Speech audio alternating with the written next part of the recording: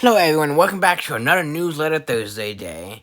And I'll go ahead and get going. The end of the season is upon us. This weekend, they have changed the event from the typical high point finale because Apple hasn't been able to verify the bills in time. These run much faster. They are so thankful for all the feedback everyone's giving them surrounding the new feature that they want to begin talking about of what's more to come in early edition a new newsletter next week, and are constantly looking to upgrade a newsletter to bring more news directly to the inboxes. If you have suggestions, feel free to reach out on the server. This weekend's event is a solo for 10,000 points, one prestige, which means after you hit 10K, the event ends. And it can put a stop to people who want to level, which sucks. So the rewards are 40 Warrior Crystal, only drop Warrior class character from premium lineup, 1 Wolf Osiris Skin Core, 2,500 4-star shards, and 7,500 3-star shards, 500,000 troop XP items, 350 spark, 2 million alloy energon. The spark is really nice. Energon, if you have way too much, then it won't matter. The warrior class characters include RC and Nightbird, Area and Squilla. I don't know how to say her name correctly at least, but I try.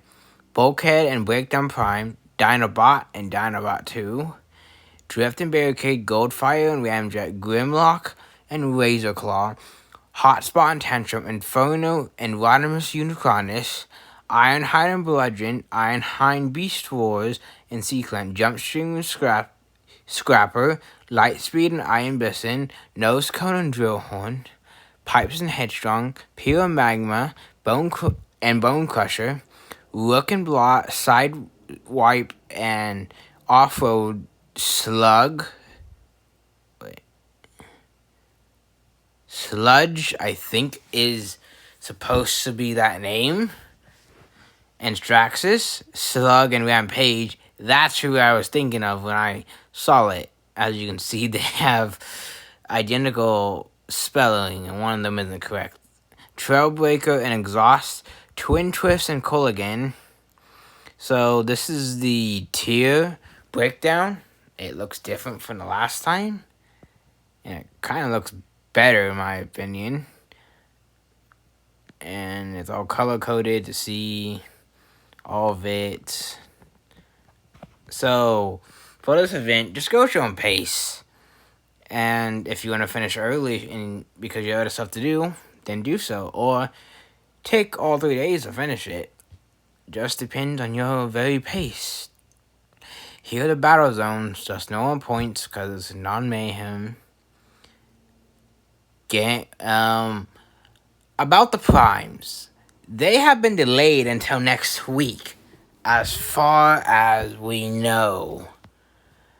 So it gives them more time to prepare it and make it better than what it was going to be. And I was going to make a video on it today, but that's not going to happen now. But I will still make the video whenever it comes out. So just keep in mind, I will keep updates in hand. And I did read over this before, and I'll probably read over it again in the next newsletter if it's in there, of course. I went over this in a previous newsletter like 2 weeks ago. I don't know. There was no saga schedule this week. This is because they have had quite a few changes to make. They can confirm that next week's event will also be individual with a community aspect as we look to launch primes. Community event is interesting. And the last one we had was an alliance community event, which gave a few skips like Combiner, I believe a research, and I think there was rank skips up to captain. That's all I can seem to remember. I could be miscalling or not remembering something. It happens. So, yeah. Oh, one more thing. The we do have meta makers, but they'll drop tomorrow from what I've heard. And I'm not sure exactly who all 5 are, but I have an idea who 3 of them are at least.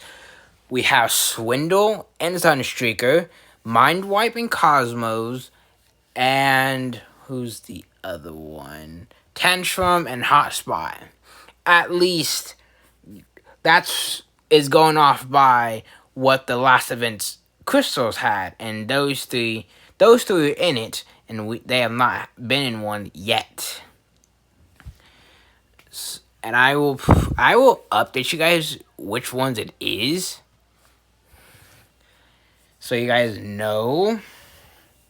I am looking forward to it because I want to rank up some bots and maybe pull the one 5-star that I still need, would be Blot or Rook.